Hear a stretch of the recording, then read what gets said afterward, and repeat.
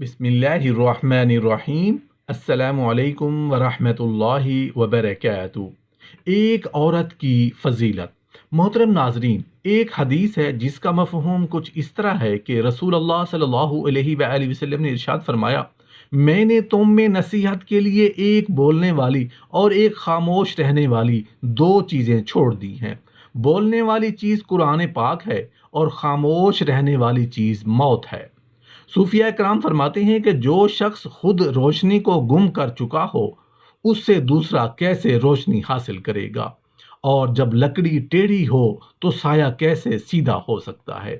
اللہ رب العزت نے عیسیٰ بن مریم علیہ السلام کو حکم دیا، اے ابن مریم، اپنے نفس کو واعظ و نصیحت کا پابند کر، پس اگر تو نصیحت حاصل کر لے تو پھر لوگوں کو نصیحت کر، ورنہ مجھ سے شرم کر۔ حضرت مالک بن دینار رحمۃ اللہ علیہ ایک روز بصرہ کی گلیوں میں پھر رہے تھے کہ ایک کنیز کو نہایت جاہ و جلال اور حشم و خدام کے ساتھ جاتے دیکھا۔ آپ نے اسے آواز دے کر پوچھا، کیا تیرا مالک تجھے بیچنا چاہتا ہے؟ اس نے کہا، شیخ کیا کہتے ہو، ذرا پھر تو کہو۔ مالک رحمۃ اللہ علیہ نے کہا، تیرا مالک تجھے بیچنا چاہتا ہے یا نہیں؟ اس نے کہا، بالفرض اگر فروخت بھی کرے تو کیا آپ جیسا مفلس خرید لے گا؟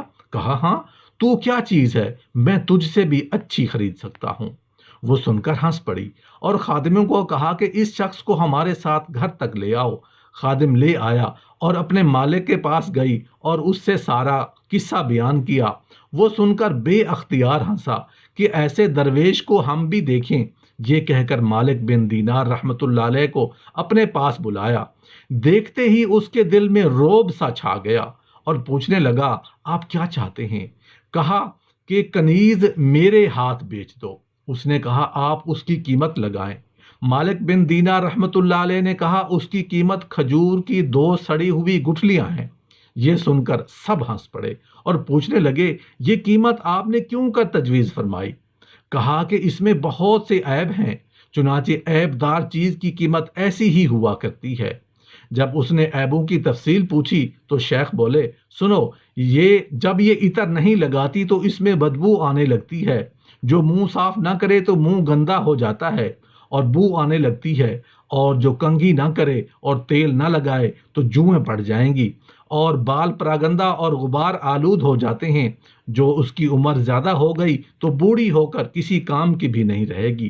حیض اسے آتا ہے، پیشاب پخانہ یہ کرتی ہے، طرح طرح کی نجاستوں سے یہ آلودہ ہے، ہر قسم کی کدورتیں اور رنج و غم اسے پیش آتے رہتی ہیں۔ یہ تو اس کے ظاہری عیب ہیں۔ اب باطنی عیب سنو۔ خود غرض اتنی ہے کہ تم سے جو محبت ہے وہ غرض کے ساتھ ہے، یہ وفا کرنے والی نہیں اور اس کی دوستی سچی نہیں۔ تمہارے بعد تمہارے جان نشین سے ایسی ہی مل جائے گی جیسا کہ اب تم سے ملی ہوئی ہے، اس لیے اس کا اعتبار نہیں۔ میرے پاس اس سے کم قیمت کی ایک کنیز ہے، اس کے لیے میری ایک کوڑی بھی صرف نہیں ہوئی۔ وہ سب باتوں میں اس سے فائق ہے۔ کافور، زعفران، مشک، جواہر اور ٹور سے اس کی پیدائش ہوئی ہے، اور اگر کسی بھاری پانی میں اس کا لعاب دہن گرا دیا جائے تو وہ شیریں اور خوش ذائقہ ہو جائے۔ جو کسی مردہ کو اپنا کلام سنا دے تو وہ بھی بول اٹھے، اور جو اس کی ایک کلائی سورج کے سامنے ظاہر ہو جائے تو سورج شرمندہ ہو جائے، جو تاریکی میں ظاہر ہو تو اجالا ہو جائے، اور جو پوشاک و زیور سے آراستہ ہو کر دنیا میں آ جائے تو تمام جہاں معطر و مزین ہو جائے۔ مشک و زعفران کے باغوں اور یاقوت و مرجان کی شاخوں میں اس نے پرورش پائی ہے، اور طرح طرح کے آرام و آسائش میں وہ رہی ہے۔ تسنیم کے پانی سے غذا دی گئی ہے، اپنے عہد کی پوری ہے، دوستی کو نبھانے والی ہے۔ اب تم بتاؤ کہ اس میں کون سی خریدنے کے لائق ہے؟ کہا کہ جس کی آپ نے مدح ثنا کی ہے، یہی مستحق ہے کہ اس کو خریدا جائے، اور اس میں کچھ بھی صرف نہیں ہوتا۔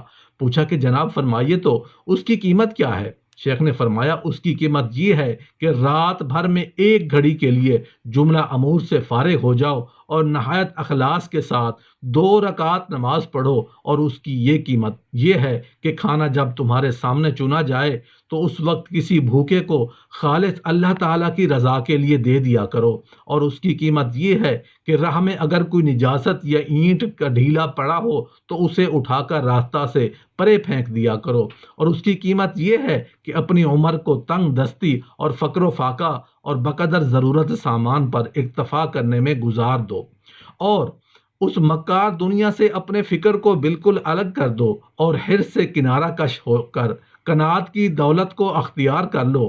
پھر اس کا ثمرہ یہ ہوگا کہ کل تم بالکل چین سے ہو جاؤ گے، اور جنت میں جو آرام و راحت کا مخزن ہے عیش اڑاؤ گے۔ اس شخص نے سن کر کہا، اے کنیز، سنتی ہو شیخ کیا فرماتے ہیں، سچ ہے یا جھوٹ؟ کنیز نے کہا، سچ کہتے ہیں اور خیر خواہی کی بات۔ ارشاد فرماتے ہیں، کہا اگر یہی بات ہے تو میں نے تجھے اللہ کے واسطے آزاد کیا اور فلاں فلاں جائیداد تجھے دی، اور غلاموں سے کہا کہ تم کو بھی آزاد کیا، اور فلاں فلاں زمین تمہارے نام کر دی، یہ گھر اور تمام مال اللہ کی راہ میں دیا۔ چنانچہ دروازہ پر ایک بہت موٹا کپڑا تھا، اس کو کھینچ لیا اور تمام پوشاک فاخرانہ اتار کر اسے پہن لیا۔ اس کنیز نے یہ حال دیکھ کر کہا کہ تمہارے بعد میرا کون ہے؟ چنانچہ اس نے بھی اپنا لباس سب پھینک دیا اور ایک موٹا کپڑا پہن لیا، اور وہ بھی اس کے ساتھ ہو گئی۔ مالک بن دینار رحمۃ اللہ علیہ نے یہ حال دیکھ کر ان کے لیے دعائے خیر فرمائی اور خیر بات کہہ کر رخصت ہوئے۔ ادھر یہ دونوں اللہ کی عبادت میں مصروف ہو گئے اور عبادت ہی میں جان دے دی۔ حضرت ابو سعید خدری رضی اللہ عنہ فرماتے ہیں کہ ایک مرتبہ نبی کریم صلی اللہ علیہ وآلہ وسلم نے ایک لکڑی زمین میں گاڑی، اور اس کے پہلو میں ایک اور لکڑی، اور اس سے کچھ دور تیسری لکڑی گاڑ دی، اور فرمایا تم جانتے ہو یہ کیا ہے؟ صحابہ نے عرض کیا اللہ اور اس کا رسول صلی اللہ علیہ وآلہ وسلم زیادہ جانتے ہیں۔ آپ نے فرمایا یہ انسان ہے، یہ اس کی موت ہے، اور یہ امید ہے۔ انسان اپنی امید کی طرف لپکتا ہے، لیکن امید کے پورے ہونے سے پہلے موت اسے آ لیتی ہے۔ حضرت ابن عباس رضی اللہ عنہ روایت کرتے ہیں کہ نبی کریم صلی اللہ علیہ وآلہ وسلم نے فرمایا 5 چیزوں کو 5 سے پہلے غنیمت سمجھو: جوانی کو بڑھاپے سے پہلے، صحت کو بیماری سے پہلے، فقر کو غنا سے پہلے، فراغت کو مصروفیت سے پہلے، اور زندگی کو موت سے پہلے۔ یزید رقاشی رحمۃ اللہ علیہ بیان کرتے ہیں کہ بنی اسرائیل میں ایک بہت بڑا ظالم تھا، وہ اپنے تخت سلطنت پر بیٹھا ہوا تھا کہ ایک آدمی دکھائی دیا جو گھر کے دروازے سے داخل ہوا۔ اس کی شکل انتہائی بدصورت اور خوفناک تھی۔